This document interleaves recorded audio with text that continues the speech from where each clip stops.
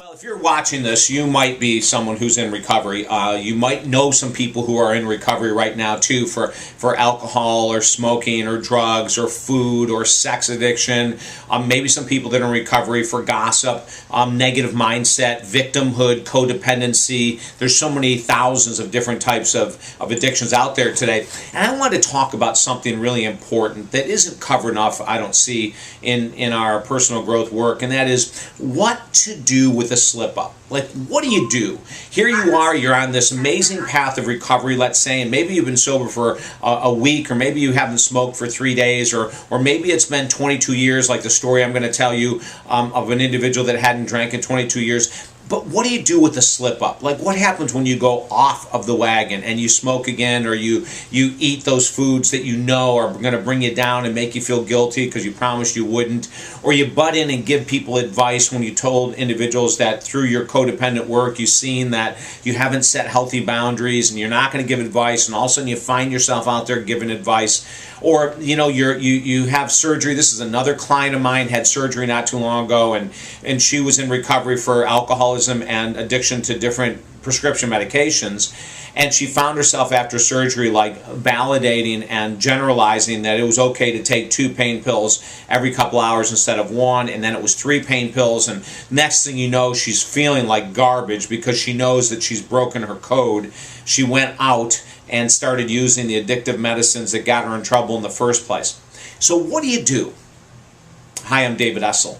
I'll tell you a couple stories first. One, there was a woman that had been sober for 22 years, and this happens on a regular basis, especially around the holidays or around someone's birthday or 4th of July, is that they look around and they go, gosh, I've been so great for 22 years, or maybe it's been 10 months. Who knows? It's different for everyone.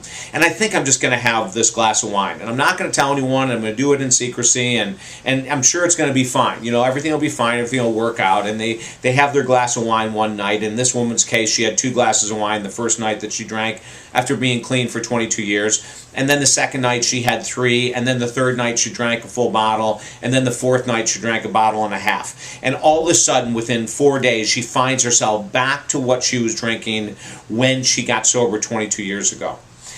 As you can imagine, the guilt, the disappointment, the self-abuse, right? The flagellation of how could I do this, and this is so crazy, and this is so stupid, will go on for as long as we allow it to. The same thing with a person. I know people that have quit smoking and they have not smoked in 10 years, and then all of a sudden, because of the death of a parent or a divorce or whatever it might be, they pick up again, and then they find themselves 30 days later back to a pack a day or a half a pack a day. Doesn't matter really the number. The fact is that they've broken their sobriety. People with sexual addictions will do the same thing. Sexual addiction could be extreme lusting. It could be flirting when you're married. That could, believe it or not, that could be a form of a sexual addiction, is the constant emotional betrayal that you give to your partner when they're not around. And they find that they're on this great path, and then all of a sudden they slip off. I've worked with youth before that are addicted to OxyContin and many different types of prescription meds that they end up taking in copious amounts, or they end up snorting to get high. Adderall was a real popular one with a couple of people I've worked with, and they went into recovery and they were doing great, and then all of a sudden they went to a party they shouldn't have gone to, and the next thing they know, they're back on the trip. So what do you do? The very first thing that we say when there's a slip up is feel the guilt. Is write about it, is acknowledge it. I feel like crap, I shouldn't have done this. Even though we say shouldn't haves aren't useful, in this case I'm going to tell you quite the opposite. They are useful. Feel the guilt, feel the shouldn't haves, feel all those things, and get back into your program. Whether that means that you go out and you go to a meeting, a 12-step meeting, or you call up, if you've gone to recovery centers, you call the recovery center and ask for support over the phone. I'm an addiction recovery coach. You might work with an addiction recovery coach. But what we need to do is get out from the isolation once we've slipped up, admit it, acknowledge with honesty to those people around us that love us, even if they're going to spank us, we say, admit it, be honest, and get back on track. But please don't try to do it alone. In other words, don't submerge the use and pretend it didn't happen, and don't say anything, because the guilt will rise, the self-resentment will rise, and there's a good chance you'll go back to that same pattern. I don't know many people that when they slip off of their program of recovery can get back on by themselves, quite frankly, and stay clean and happy and healthy. Almost everyone that I've ever spoken to that has broken that bond that they have, the honesty that they had with the program, if they haven't shared it and gotten back on the track with 12 steps or meetings of any type whatsoever that are addiction related or working with an addiction recovery professional, are almost guaranteed to go back out within the next month or sooner. It's like one of those things that eats at us from the inside out. Now I say feel guilty and feel all those things I shouldn't have, and write about your guilt and write about the resentment and write about it all. But then you got to get rid of it. And that's what professionals help with, and that's what groups can help you do with. You know what? It's a piece of the pie of your life. It's the day, it's the week, it's the month, it's the year that you went back out. Now it's time to get back in. And you've got to get past the guilt. You have to get past the self-misery, the self-flagellation as soon as possible. And that is hard to do by yourself. You know what I mean?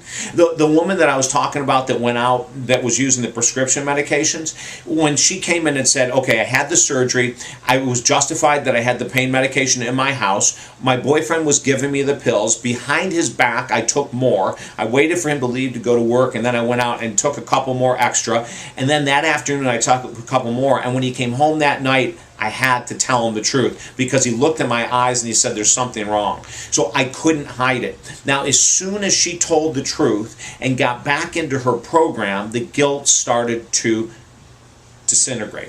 It started to leave. It started to fade. Yet, I'll work with people that'll come in that slipped a year ago, and they'll come in and they'll have a whole year worth of guilt, worth of self-resentment because they never told anyone what happened. If I can help in any way whatsoever, for 20 years I've been involved as an addiction recovery coach. Check out our website, talkdavid.com, talkdavid.com. Go ahead and if you have a sponsor, get involved with your sponsor. Remember, these addictions come from anywhere whatsoever. It could be to food, it could be to sex, it could be to prescription drugs, alcohol, smoking, it could be to spending money. You might slip and go out and spend money that you don't have. It could be to gossip, it could be to codependency, it could be to victimhood, which is, I'm going to be doing a separate video on codependency and victimhood coming up. But whatever you do, get help now. Don't forget, share this video. Please, if you know people that are in recovery, share it with them and ask them to share it with their friends in recovery because it can happen to anyone. The woman who went out after 22 years, she swore up and down that she was never, ever, ever going to drink again. For 22 years, she didn't. Then one night, a choice was made.